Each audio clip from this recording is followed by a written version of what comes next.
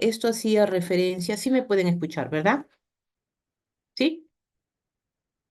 ¿Me escuchan, por favor? ¿Me pueden Sí, responder? doctora, sí se le Sí, escucha doctora. bien. Gracias.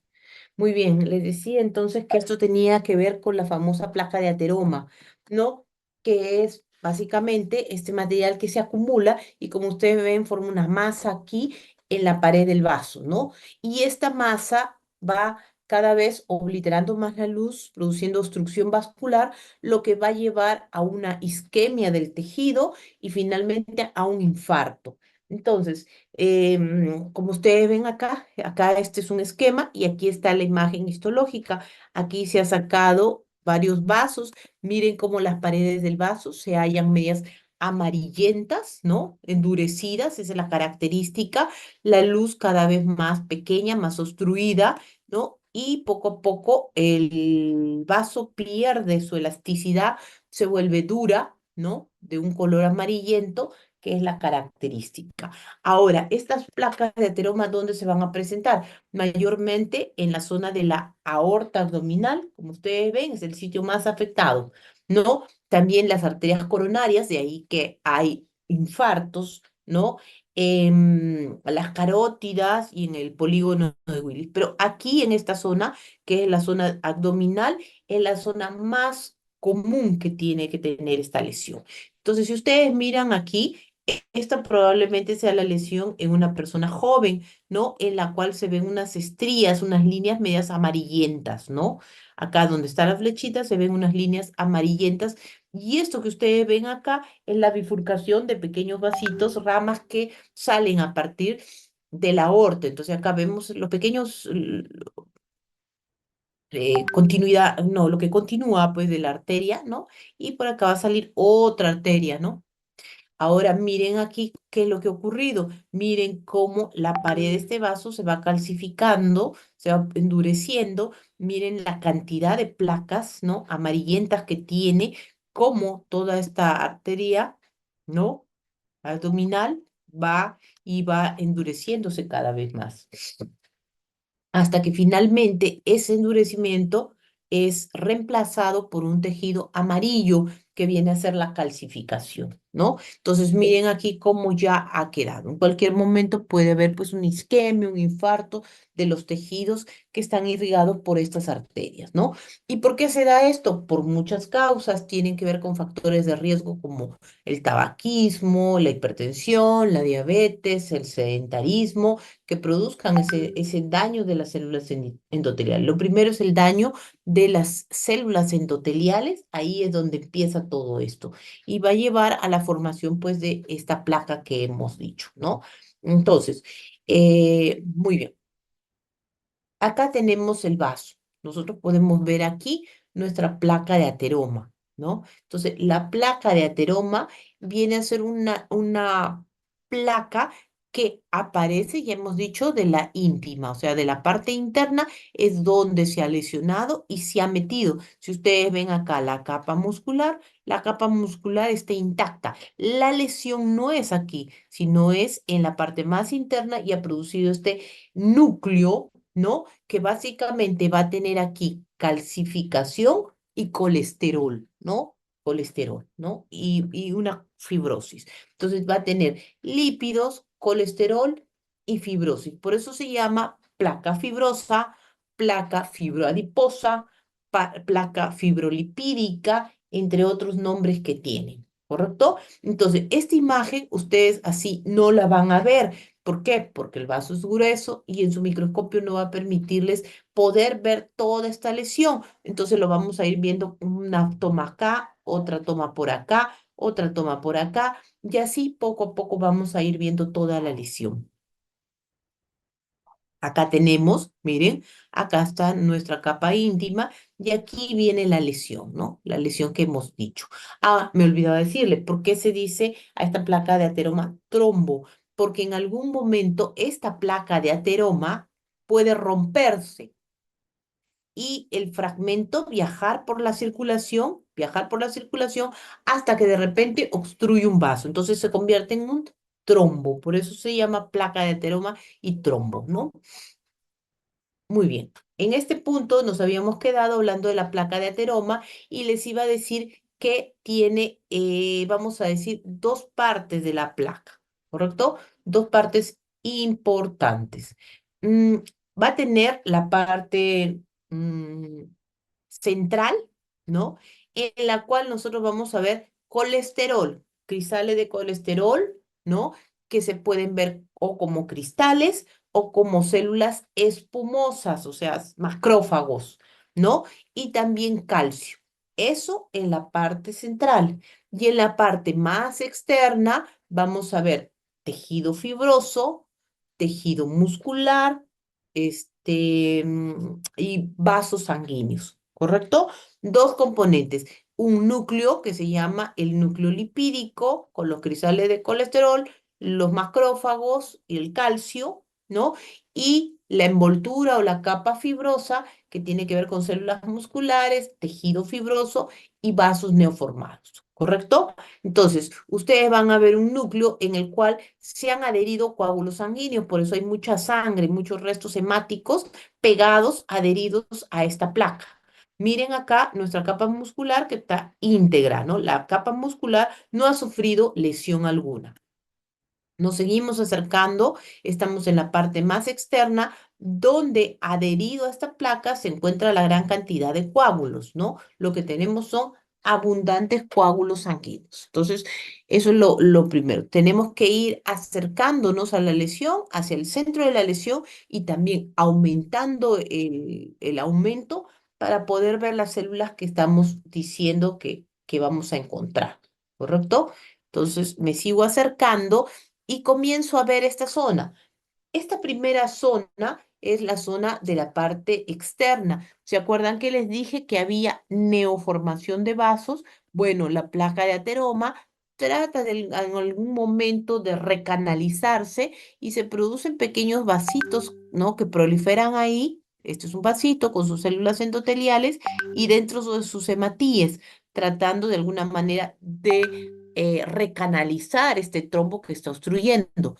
No lo conseguirán en todos los casos, en algunos un poco más, pero nosotros vamos a ver estos vasos neoformados dentro del trombo que estamos observando, ¿correcto? Entonces, vasos sanguíneos ahí neoformados. Neoformados porque no existían, se han formado recientemente, ¿correcto? Muy bien, en esta imagen, para poder ver aquí, ¿no? Podemos ver nuestra capa muscular, que ustedes están viendo acá, la capa muscular, y a esta zona es donde está nuestro trombo, ¿no? Entonces acá están los hematíes, los restos hemáticos, y hacia esta zona están los vasos sanguíneos. No sé si lo pueden ver, voy a tratar de acercarme aquí. Vasos sanguíneos con hematíes en la parte más externa de la lesión. Vamos acercándonos a la parte más interna y en la parte más interna vamos a encontrar algunos macrófagos, ¿no? Algunas células espumosas que van a estar metidas acá y también algunos fibroblastos, ¿no? Que básicamente podemos encontrar en la envoltura fibrosa que dijimos, ¿no? Entonces, algunos macrófagos, ¿no? Llenos de colesterol y algunos fibroblastos. No es una imagen nítida, creo que hay otra mejor. Aquí está un poquito mejor. En el centro, estas células que ustedes ven, este material, son colesterol acumulado, ¿no? En células, en macrófagos, mezclados con los vasos, mezclados con los hematíes que se han adherido. Entonces, en la parte central de ese trombo, ustedes tienen que buscar estas células espumosas, ¿no? ¿Correcto? Células espumosas. Y esta zona vendría a ser la zona de la calcificación. Si ustedes ven, el calcio se tiñe de un color morado intenso cuando nosotros lo coloreamos con hematoxilina evosina y se va a ver una lesión en la cual el calcio se ve como fragmentado debido a que la cuchilla en el momento que lo corta vibra y entonces quedan expuestos estos fragmentitos así. Entonces, esto es la calcificación, el calcio que se ha depositado en esta placa de ateroma, macrófagos, macrófagos. Y aquí vemos la cantidad enorme de macrófagos que hay. Esa sí es una bonita imagen. Ahí pueden verlo. Tómenle su fotito si están ahí con su cámara. Pueden tomarle su fotito y vean los macrófagos espumosos, grandes, con un citoplasma amplio, medio granular el citoplasma, su núcleo central y está lleno pues de colesterol, ¿no? El colesterol ha sido probablemente el que ha dañado esta capa endotelial, se ha metido en la pared y se ha depositado.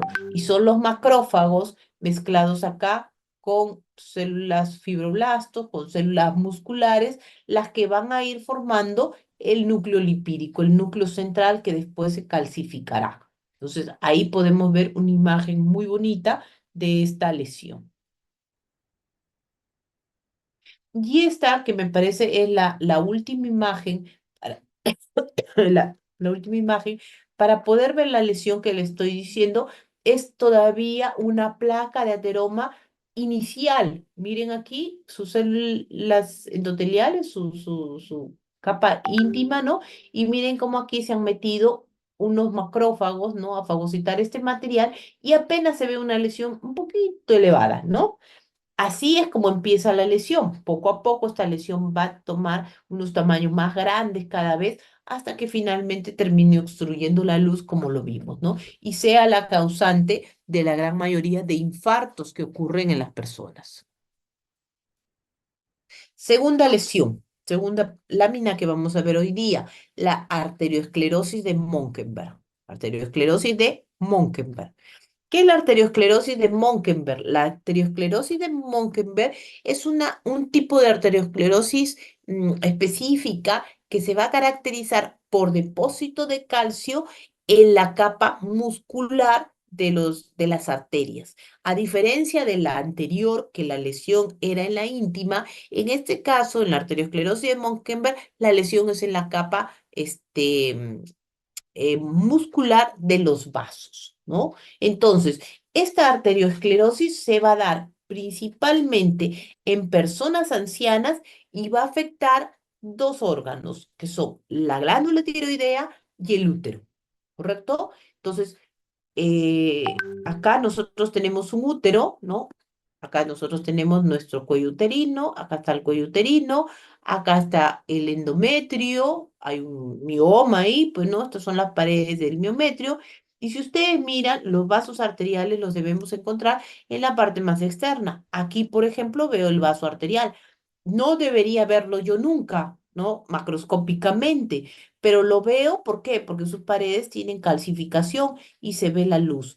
Normalmente esa calcificación nunca estrecha la luz arterial. Entonces, no va a producir un infarto, no va a producir una lesión necrótica. No se sabe exactamente por qué se produce el depósito cálcico en las arterias musculares en estas personas mayores de 50 años, ¿no? Pero no tiene una traducción clínica. O sea, no significa que va a tener esto y le va a dar tal cosa, un infarto. No, no, simplemente se deposita ahí en sus tejidos. Aquí tenemos la imagen de la placa en donde se ve la pared uterina. Aquí está pues nuestro miometrio y en la parte ya más externa nosotros vamos a ver estas estructuras vasculares muy prominentes, ¿no? Las cuales tienen un crecimiento, ¿no? De sus paredes. Acá podemos ver que tiene paredes muy gruesas, ¿no? Pero vamos a ver que hay una característica principal y que es que se observa el depósito de este material basófilo, ¿no? Este material cálcico, ¿no? ¿Dónde se observa? En la capa media, en la túnica media de los vasos, ¿no? Entonces, esto de aquí, este depósito que ustedes ven aquí, aquí también, aquí y aquí, es la arteriosclerosis de Monkenberg, ¿no? Sin embargo, miren este vaso, ¿no? Tiene en ambos lados, por ejemplo, el depósito cálcico, pero miren, su luz sigue siendo muy amplia. O sea, la luz no se obstruye, no hay estrechamiento del lumen. Entonces, no produce una mayor alteración. Esto lo vamos a ver en personas ancianas, ¿no? No lo vamos a ver en gente, pues, joven, ¿no? Entonces, tiene que ver con el envejecimiento, ¿no? Igualmente aquí veo arteria muscular, ¿no? Grande, ¿no? Esto está en la pared del miometrio y tiene esta gruesa calcificación de tipo distrófica, ¿no? En la capa media. Entonces, aquí lo que se ha producido es el depósito de calcio. Y siempre el depósito de calcio lo van a ver intensamente morado, como ustedes ven aquí, ¿no? Y también vamos a verlo así fragmentado. Vuelvo a repetirles, cuando uno lo corta, la cuchilla al encontrar este material duro vibra y esa vibración hace que el corte salga así como por pedacitos, ¿correcto? Entonces es característico que el depósito de calcio se ve así como fragmentado, ¿no? Entonces, ahí. ¿Ven? Aquí también podemos ver, ¿no? Aquí también podemos ver nuestras arterias musculares y miren otra vez el depósito de calcio, ¿no? Hay un engrosamiento de las paredes, miren, las paredes ya no son simétricas. Si yo miro el grosor de este lado y lo comparo con el grosor de este y lo comparo con el grosor de aquí, vamos a ver que mi arteria ya no es simétrica, no toda tiene el mismo grosor. Hay zonas donde se estenosa un poquito la luz. Miren, la luz viene a ser redondita y acá termina como en puntita. Entonces, tiene alteraciones la arteria muscular, ¿correcto? Pero no llegan a causar sintomatología. Y todo debido al depósito de este material, ¿no? ¿No? Que también tiene que ver con el depósito de calcio. Otra imagen, ¿no? También característica para poder ver lo que hemos dicho, que la arteria, ¿no? Gruesa, que vemos aquí, la arteria media, ¿no? Con la calcificación en la capa media. No se olviden, la calcificación aquí es en la capa media. Si esta lámina les toca en el examen, no se olviden poner eso, porque si no, me dicen calcificación. ¿De dónde? ¿Cuál? ¿No? Tienen que decirme cuál es. Entonces, puede asociarse también a un poco de fibrosis, ¿no? ¿No? En la capa íntima o en la capa media. Pero obviamente lo que predomina y lo que más llama la atención es este depósito de calcio en la pared, ¿no? Miren ahí, qué bonita imagen para que puedan ver ese depósito de este material cálcico aquí, ¿no? Y miren, como les dije, está fragmentado como si estuviera por pedazos. ¿Por qué? Porque la cuchilla vibró. Miren la luz, no es una luz normal, miren cómo termina en puntita. Hemos dicho que se estenosa parte de la luz. La arteria se transforma en una arteria alterada, no simétrica, no simétrica y con el depósito de calcio, en este caso en uno de sus lados más que en el otro. Entonces, aquí nosotros estamos viendo una patología, ¿no? Que se va a dar en las arterias uterinas. La lámina que ustedes ven es de arterias uterinas, que es la zona donde más frecuentemente se encuentra esta lesión, ¿no? Se observa esta lesión.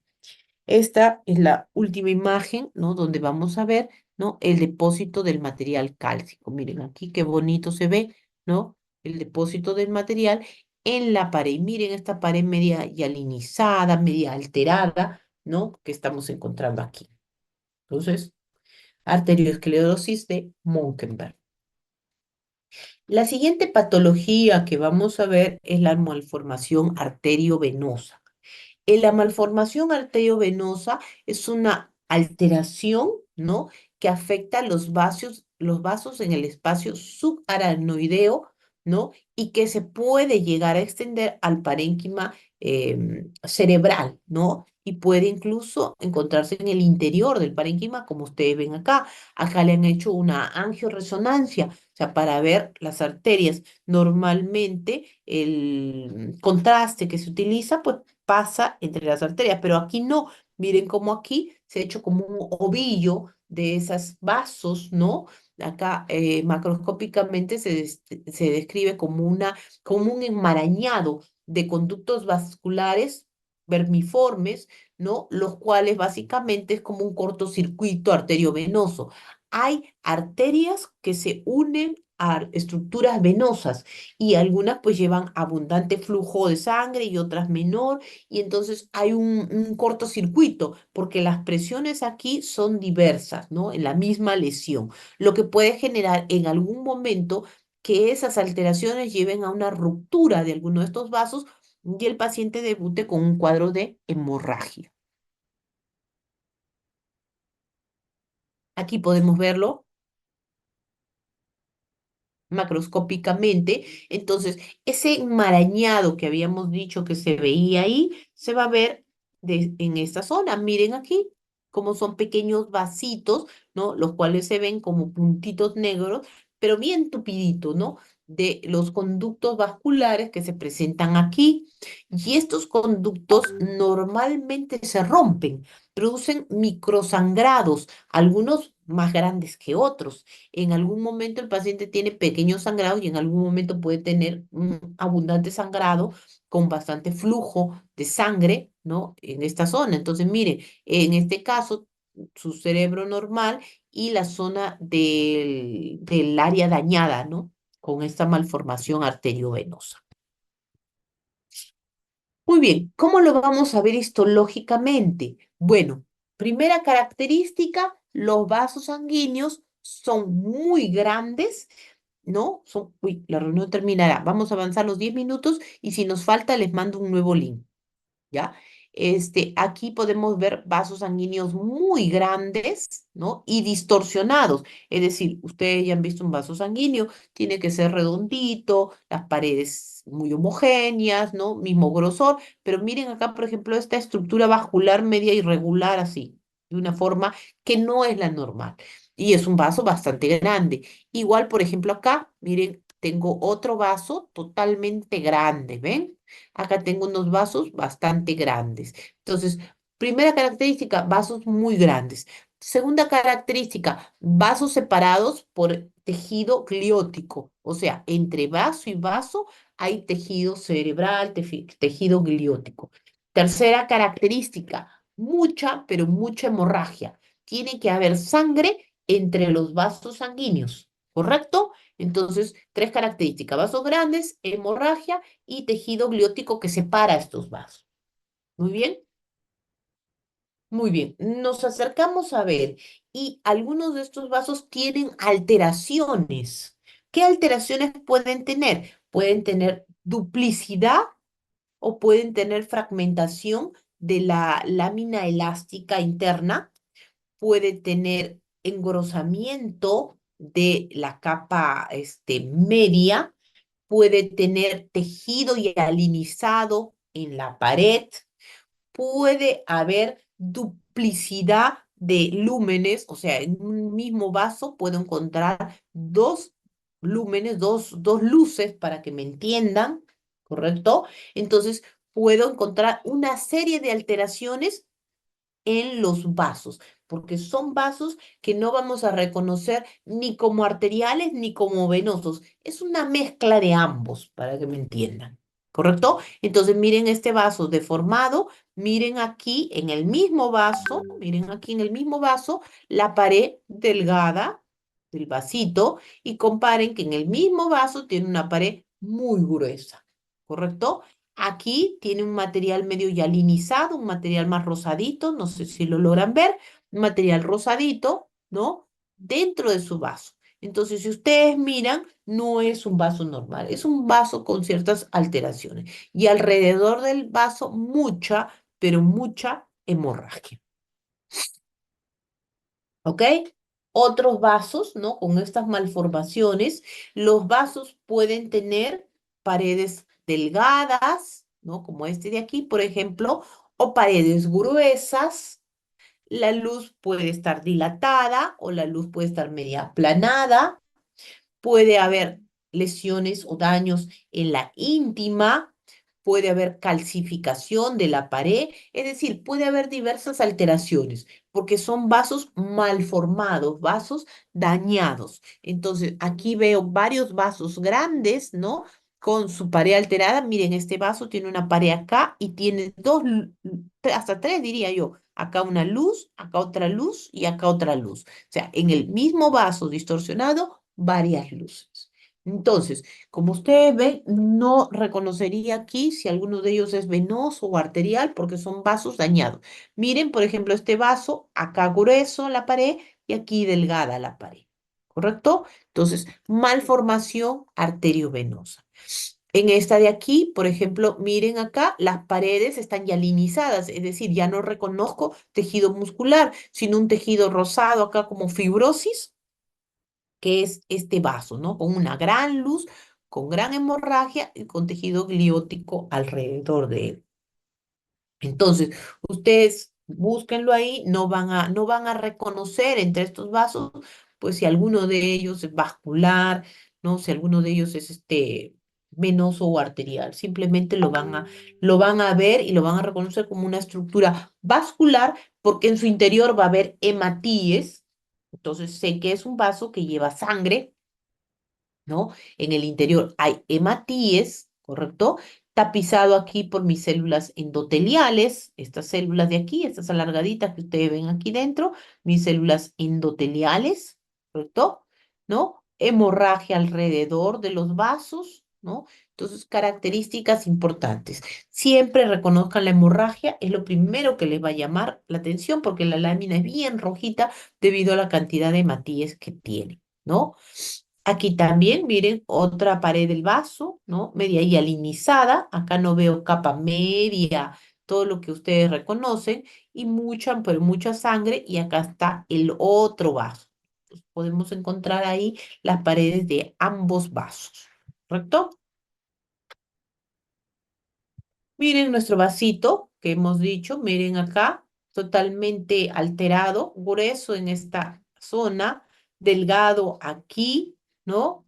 Y en la luz gran cantidad de matices. Está tapizado por sus células endoteliales que ustedes ven acá y las paredes pues son un poco gruesas, ¿no? Gruesas, medias y alinizadas. Entonces, malformación arteriovenosa. Y no se olviden, entre vasos y vasos debemos encontrar material gliótico, o sea, este material que es tejido cerebral acá mezclado con estos vasos, ¿no? Con estos vasos alterados, ¿no? Entonces acá tenemos nuestra malformación arteriovenosa, ¿correcto? Muy bien. Continuamos con la siguiente patología que es el hemangioma capilar. El hemangioma capilar El hemangioma capilar es un hemangioma bastante característico, muy frecuente en la infancia, afecta a los lactantes y más que todo afecta un mayor porcentaje a las niñas y sobre todo de raza blanca. ¿No? Es discutida las causas, ustedes creo que tienen un seminario donde van a ver por qué es más frecuente en uno u otro, ¿no? Cuáles son las teorías que se manejan, pero normalmente esta lesión más se presenta en cabeza y cuello, ¿no? Y el hemangioma, pues no, es una lesión delimitada de un color rojo, rojo vinoso, como el que ustedes ven, ¿no? Y que bueno, causa una alteración estética más que todo. La gran mayoría de mangiomas regresionan con la edad.